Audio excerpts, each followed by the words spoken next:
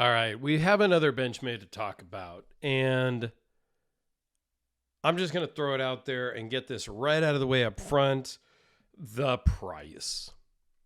And I've got a few other Benchmades here loaned in from Gil over at Wild About Sporting Goods, and this is not meant to be a commercial for Gil at all. I do like to shout him out because he does loan in a lot of knives, and there will be a link down to his website down below, a promo code, all that stuff, of which I get nothing from the promo code. There is no, it's not an affiliate link. It's not I get cash back. Like, it's nothing. It just saves you guys 10%. But is 10% worth it on this Benchmade Ohm? This thing comes in at $306 on Gil's website, which is less than retail price because that's how dealers work, right? And if you remember, we did the shootout recently, video on this guy, which was $337 on Gil's website. The shootout is actually a full-size knife. It's actually pretty cool. It's just plastic, grivery, cheesy feeling, blah. The Ohm is tiny. It's not tiny enough to be California legal, but it's small. And $305. Are you kidding me? I'm sorry, Gil, that sometimes he sends me great stuff. He sent me a ProTech Magic 2 that's still in the box that I've done a video on, that I'm still debating on buying from him and not selling back or not sending back. So this is no reflection on Gil. This is Benchmade. Benchmade. What are you doing? Here is the part number if you are so inclined. It's the 4850. Aluminum scales. S30V blade steel. Reversible pocket clip. Works well in the pocket. Has a lanyard hole. All in all, it's an okay knife. I don't like the fire button. Let me zoom in just a little bit and see if you can see where it engages. It's almost at the very edge. And you got to give it a little more oomph before it fires. Same with the firing back in. You got to go almost all the way and then a little oomph. Whereas on the shootout, it's not quite to the edge. I mean, it's close, but it doesn't feel as though you're having to overextend your finger. Here, you're like, okay, is it broken? Like, you've kind of gone all the way. And it just is odd and awkward. What I found interesting is that this guy is off-centered, whereas the shootout is centered. Oftentimes, most out the front knives are off center, like the Ohm. The centered shootout is more uncommon. It's not the only one out there, but it is more uncommon. Generally speaking, the OTFs are off center. All right, let me tell you some specs. It's 3 3/8 closed. 5 7/8 overall, 2.4 7-inch blade with a 2.3-inch cutting edge. S30V steel, as I mentioned. Overall thickness is 0.365. And it weighs in at 1.5 ounces. What else weighs in at 1.5 ounces? The VC Edge interface.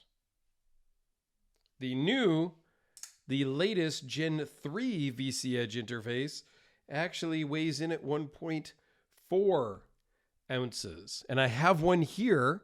I've done an unboxing. I need to do the full video. Mitch sent me in a Gen 3 interface right as I was moving.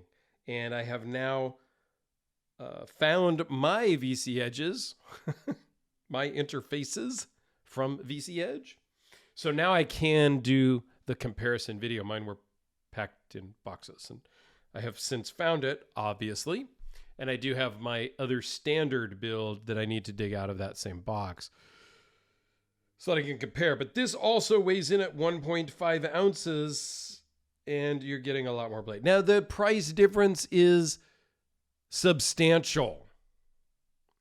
This was $305, $306. This is, I think it was $3,300-ish. 10 times. Is it 10 times the knife? For me, I say absolutely, hands down, no question. This is 10 times what this Benchmade ohm goofy thing is. My opinion, my money, so I can't be wrong. All right, let me give you a couple of quick size comparisons. Here it is, the ohm, and here is the shootout. Here is the Sharpie. Let me grab the Spyderco Delica for you as well. We did the VC Edge interface. What else do I have here? So in that $300 range, you can get yourself a production Hellraiser. Granted, these are made in America. Okay? These are not. If that matters. Okay? How about in Canada? $330, I think this one was. Canada is kind of made in the U.S. Like, it's not made in the U.S., but it's not made in China. It's not made overseas. And this is $330. This is a substantial knife that's usable. And you can see I have actually used it. I have done some unboxings with it. I have carried it a little bit here and there. Little bit extra drop shutty for me, but that's just my personal tastes. This one is just awkward. Like, okay, so it's opened and it's very small in the hand still. I can't. Another one that is in this same price range, $330-ish is American Blade Works Model 2. I've done a video on that before also. And I will be doing a video on the Model 2 version 2 here shortly. I need to reach out to Mike, and he was going on vacation, and he was going to send me one when he returned from vacation. Because when I did that video, I pointed out a couple things I didn't like. And when I talked to Mike, even before I did the video, he told me he was already working on the 2 or 3 things that I commented on to him. So I did the video, and I told the truth. I just gave you guys the things I didn't like, and he said that he was fixing those in the second run, of which he has completed and I believe are already shipping. So I do need to get one from him so I can kind of revisit that video and, explain that, hey, I had these concerns and they're now fixed, right? So, but that's in that $330 range also, I think. $325, $300-ish range. Like this. And American Blade Works is made in America. Customs. Handmade.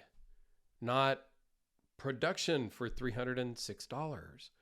Granted, you get 10% off if you use my promo code down below from Wild About Sporting Goods. You can do the math yourself. I'd have to pull out my calculator, and it's on my phone that I'm filming with. Okay? I don't know what Benchmade is up to these days. I don't know why they think they can command these types of prices. And maybe it's just me. Comment down below. But I think we as consumers need to start speaking with our wallet.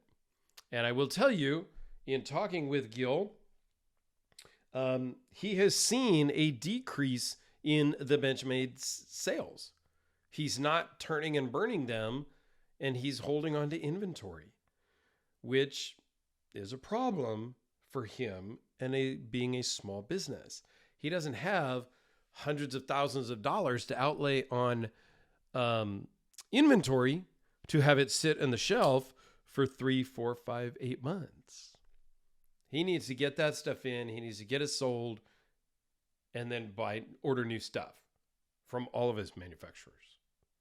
So I know this kind of turned into a little bit of a Dirkscussion, if you will, on Benchmade and their pricing, and I will try to not do that on the next Benchmade video, but let me know down below your thoughts on the Benchmade pricing as of late.